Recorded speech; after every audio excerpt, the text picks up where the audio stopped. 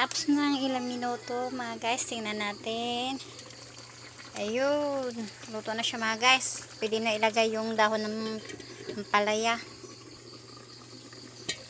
Lalagay ko na yung dahon ng ampalaya mga guys.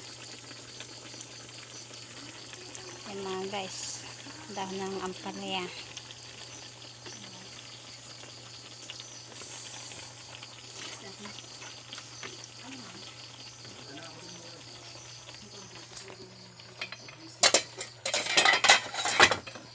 Tapos imikos-mikos ko lang siya saglit mga guys.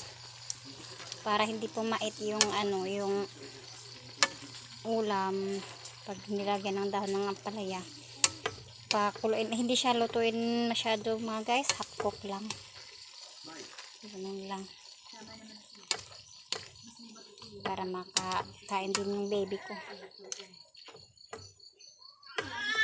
Half cook lang siya mga guys.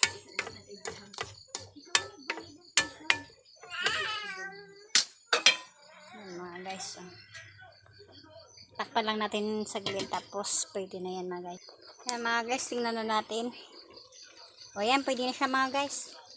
Tama lang yan, half cook lang mga guys. Thank you mga guys, thank you for watching my video.